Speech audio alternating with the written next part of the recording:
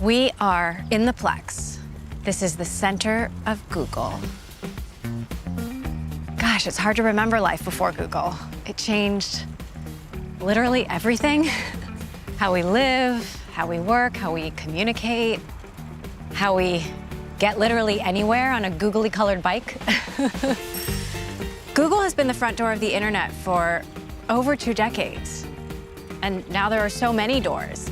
Google may not be the first place you go for answers anymore. So what are they going to do about it? Hello. Emily, so good to meet you again. Good to see you again. Thanks so much for having us here. Likewise. I'm glad you chose a sunny day to come on campus. Sundar Pichai is at a pivotal moment.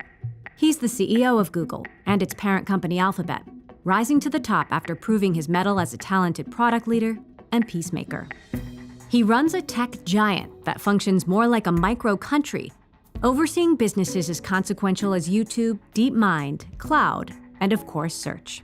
Pichai has been carefully crafting a strategy that infuses AI into every corner of the business.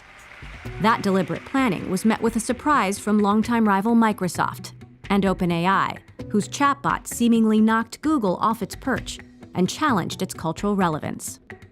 ChatGPT set off a code red at Google and an industry-wide fever pitch over AI not seen since the dot-com boom. But for Pichai, the frenzy is just part of the long game. I saw it's your 20th anniversary. That's right. It was last week. It crept up on me. Are you coffee or tea? I'll go for coffee. How about you? I'm gonna have a green tea.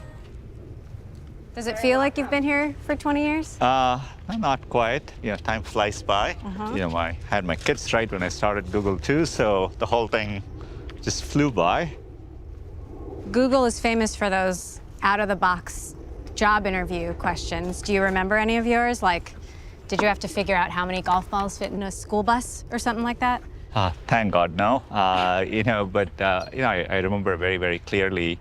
I interviewed on April 1st, so it was April Fool's Day, 2004. There was rumor, I didn't know whether it had actually happened, but Gmail apparently had launched. So all my interviews were about Gmail. People wanted to know what I thought of the product. And it definitely wasn't a joke. They actually launched it, yeah. But I never allow no products on April Fool's Day. I think it's too confusing. You just had a blowout quarter. The stock jumped more than it has in a long time. Did that feel like a little bit of vindication, or, as they say in cricket, was that the bat talking? In many ways, we worked very hard to set up the company for that. In 2016, one of the first things I did as CEO was to say the company should be AI first. To me, we are just getting started in the beginning of what I think would be an extraordinary decade of innovation, and so I'm incredibly excited about it. AI has been around for decades, but it seems like everything is happening everywhere all at once. How do you make sense of the frenzy and the scale? All tech cycles are this way, right? But this one feels different. It feels bigger, is it? It is bigger. We still have long ways to go, but we are in the early stages of that. And so, you're going to feel that excitement, that frenzy, but I think we are prepared for it. So you kind of roll with the flow, you embrace it. How are you and your kids experimenting with AI at home? We use Google Lens for homework. I don't want to get him in trouble, but the class allows you to do that. But sometimes he asks me for help on math. I don't know, sometimes I'm lazy and I pretend as if I'm thinking, but I'm also using Google Lens to kind of figure out the answer. You grew up in Chennai, in India. What was it like at the kitchen table? Like, what got you here? My parents always emphasized, learning and knowledge. And it's what, in some ways, Google with its mission, always resonated very deeply with me. I felt this quest for learning, knowledge, etc. is what the company is about too. I grew up in a middle-class family. I perceived our life through the arrival of gadgets. We waited 5 years for a telephone. It was a rotary phone. But when it came to our home, it changed everyone's lives. I remember getting our first television and suddenly being able to watch sports. I used to bike a long way to school, but there was no gear in the bike and I had to go uphill. But then after many years, I got a bike with gears and I'm like, wow, this thing what a dramatic difference. I never took technology for granted. And so that's what, always been optimistic about how technology can make a difference. You've been CEO now for a decade. How have you changed in that time? I think the main thing is when you've done it for a while, you get to understand patterns. So you're running into something, but there's a sense of deja vu. You've seen it before. And so I think that helps you kind of pattern match and deal with it more effectively. But a lot of this is, at this scale, you have so much coming at you. There's a lot of noise, and most of it doesn't matter. So the ability to separate the signal from the noise, pay attention to the few things that you need to pay attention to, and I think I've gotten better at that over the years. I heard Sergey is back and working a bit on AI.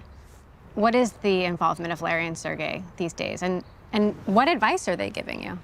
I talk to them regularly. Sergey is actually spending more time in the office.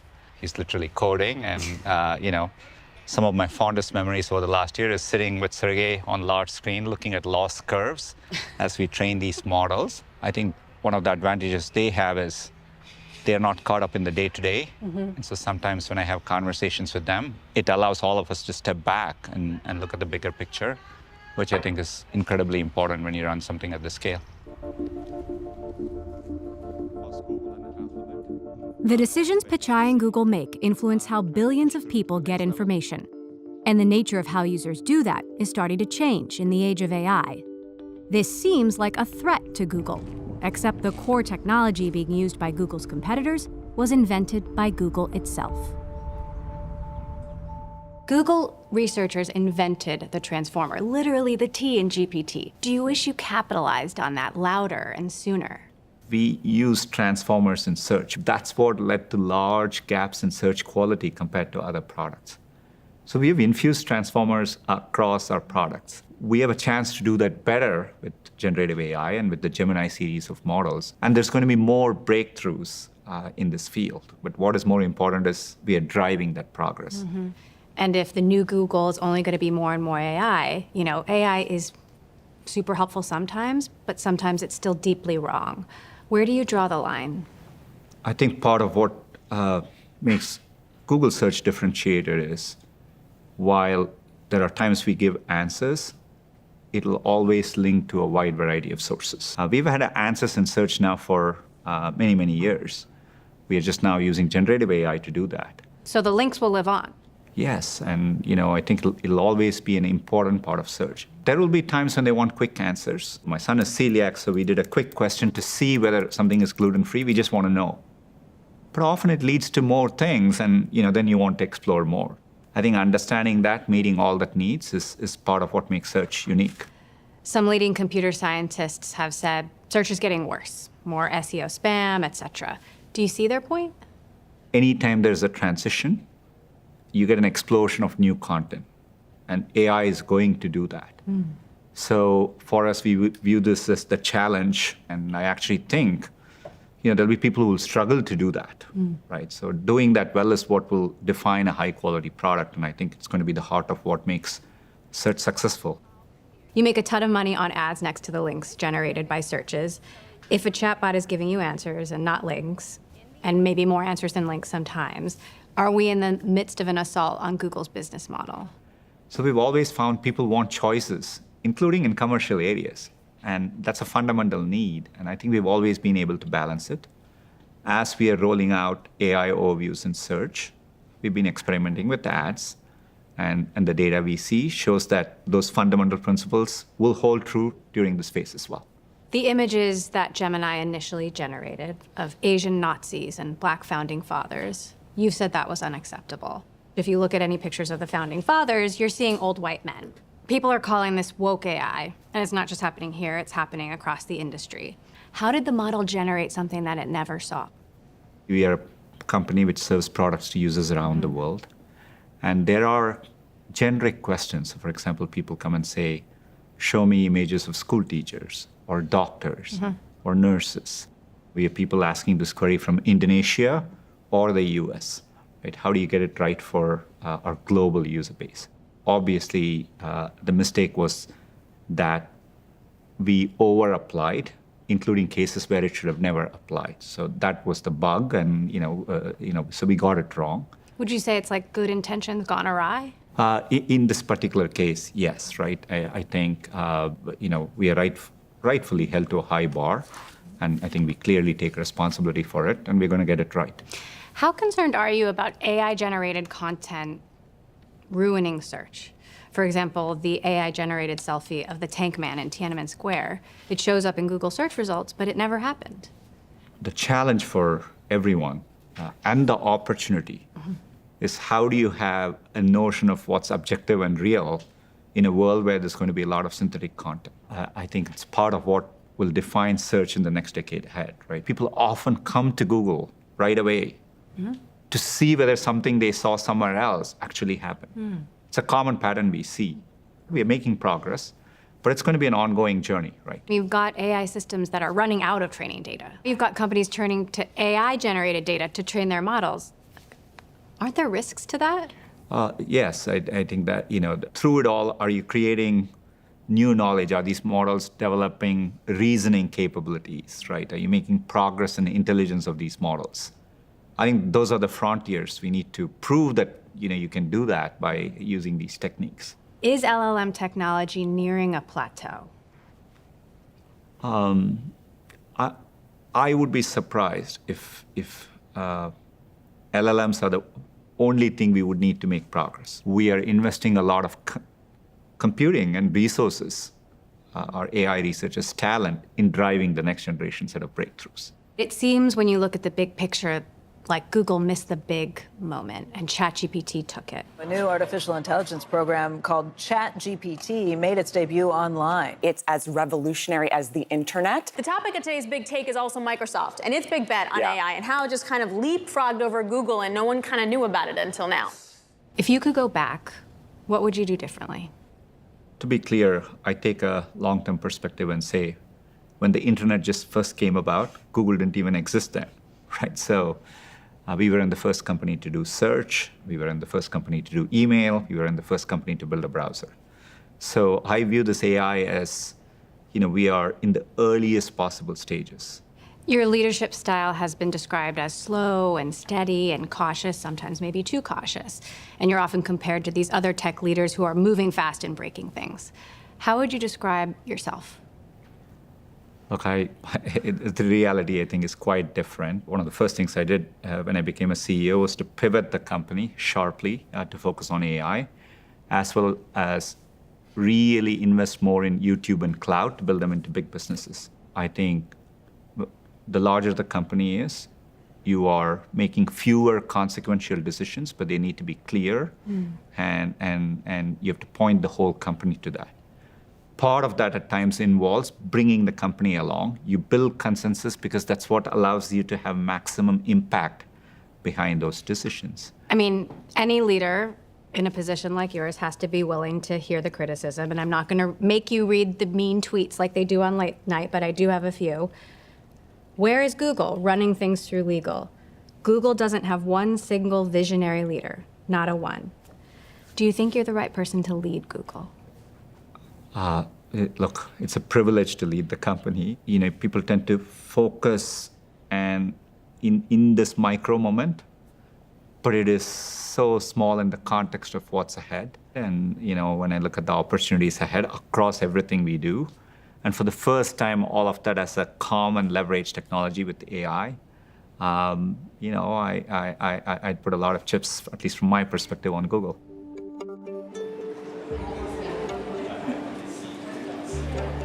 So can you walk through campus without getting stopped? It's definitely been nice to walk and see people, so I enjoy it a lot. I see a dinosaur statue in the distance, which I think is a good reminder. How much do you worry about becoming a dinosaur in a world where technology is moving so quickly?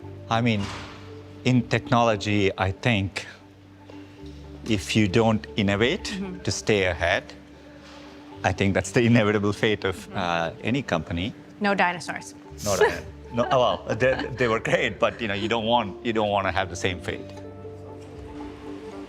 How much has this AI moment forced you to move and think differently? Because it does seem like you're playing defense sometimes. We've been preparing for this for a while. A lot of the foundational breakthroughs in the field came from Google. So to me, this moment has been, over the past year, really channeling the company to meet the moment. There they are, the I/O tents. I/O tent. For one time a year, we get to pretend as if we are on a concert stage, except we are speaking about technology. So Google I/O is sort of a state of the Google Union. What is the key message this year? It's less about particular product, more about the journey we are on, the vision we have for how AI can transform our products and how we can bring it. Alphabet used to be thought of as this collection of moonshots, but a lot of those projects have been spun off or folded back into Google or shut down. How should we think about Alphabet today? What is the new Google? When we think about both across Google and Alphabet, the underlying bet is the same. You're going to invest in deep technology and computer science and apply it to solve problems for people. So I think that part doesn't change. When you take big, large-scale bets, by definition, you're not aiming big enough if you don't have a few failures. When you go back to the S1, Google said, we're not a conventional company. You can spend 20% of your time on personal projects. Google created this bottoms-up culture where everyone has a voice and it's super transparent and the perks are great too. But did it go too far? Like, did it become an entitlement culture? Part of what makes Google unique is, I think, there is a culture of vibrant, open debate. And so I think it's super important to preserve that. I think we're also a company where employees have many ways to speak up, and I think that's made the company better. Google, Google, you can't hide. No, Google, you can't hide. You recently fired Google employees who were protesting this contract with the Israeli government for cloud services. It seemed like a distinct change in tone for a company that's historically welcomed all kinds of views. Why did you take this stand? I think when we have cases, including in this case, where a few employees cross beyond what's in the code of conduct and disrupt the productivity of the workplace or do so in a way that it makes other people feel uncomfortable, I think we have to take action, and that's what we are doing. It has nothing to do with the topic they are discussing. It's about the conduct of how they went about it. Over the past years, through the pandemic, the company has grown a lot. There are a lot of new people. I view particularly in this moment with AI, the opportunity we have ahead of us is immense, but it needs a real focus on our mission. There have been multiple rounds of layoffs. Why take this approach? Why not cut once and cut deep? We are reallocating people to our highest priorities. There are cases where you're simplifying teams, you're moving people to focus on newer areas, removing layers so that you can improve velocity. So that's why we have taken the time to do it correctly and well. Microsoft is obviously making huge investments in AI as well. OpenAI, Inflection, Mistral. We've reported that their OpenAI investment was actually in part because they were worried about Google and wanted to catch up. How do you feel about the competition? I've always held a view if you're working in the technology space, there is a lot of competition. We see it all the time. The way you stay ahead is by innovating relentlessly. It has to be true all the time. It's happening at a faster pace, but technology changes tend to get faster over time. So it's not surprising to me at all. Microsoft CEO Satya Nadella has had some fighting words. I hope that with our innovation, they will definitely want to come out and show that they can dance. And I want people to know that we made them dance. And I think that'll be a great day. Who's really choosing the dance music? I think one of the ways you can do the wrong thing is by listening to noise out there and playing to someone else's dance music. I've always been very clear. I think we have a clear sense of what we need to do. So you're listening to your own music. That's exactly right. Google is facing a ton of regulatory pressure in the US, abroad, over your dominance in search, video, ads, the App Store. Some other big companies have split themselves up to focus on their core. Has Google thought about that? A lot of our products integrate in a way that provides value for our users. So I think that is important. Part of what allows us to compete in the Google Cloud market is the investment in AI we undertook because of search is what allows us to take that and compete hard against other larger companies like Amazon and Microsoft in cloud. So I would argue that the way we are approaching it drives innovation, adds choice in the market. What do you think is the future or potential of AI-powered hardware, and what will Google's role in it be? I think with AI, you get a chance to rethink that experience over the next few years. I still see the center of where the AI innovation will happen in smartphones, followed by glasses, right? That's how I see it. Last time we talked, you told me China will be at the forefront of AI.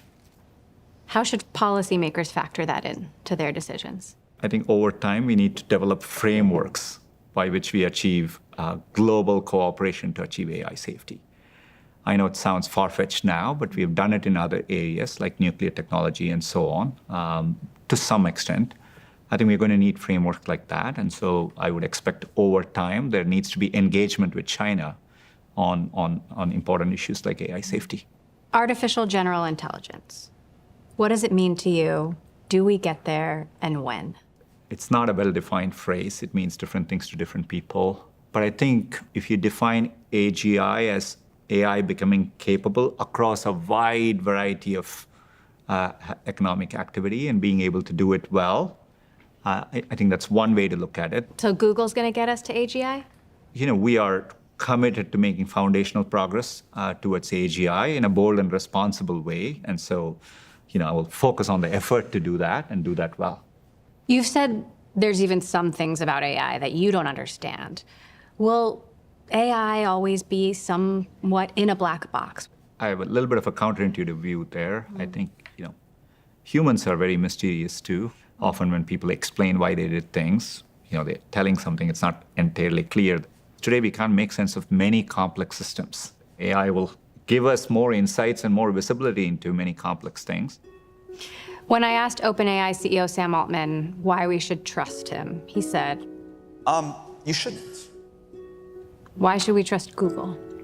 Well, I share the notion that you shouldn't blindly, that's why it's important to have systems in place. Regulation has a part to play. It has to balance innovation. But as these AI systems get more capable, it shouldn't just be based on a system of trust people or trust companies. We've talked a lot about the opportunities. What is the biggest threat to Google's future? I view for all companies, particularly at scale, the biggest threat is not executing well. Is there a healthy dose of paranoia, like not becoming Stan the T-Rex out there? I think that, there's a part of me which has always internalized, I think, the old Andy Grove phase, only the paranoid survive. That is important, and I think this moment is no different. Are we going to look back on this LLM era and laugh? Is this going to all look so basic and rudimentary? I hope we do, because that shows, my kids aren't impressed by touch screens or the fact that they have this extraordinary amount of computing in their hands. So similarly, there's no reason we won't scale up our computing 100,000 times in a few years. So yes, I hope some of this looks like a toy in the future. I hope it is that way. Otherwise, we didn't do our job well.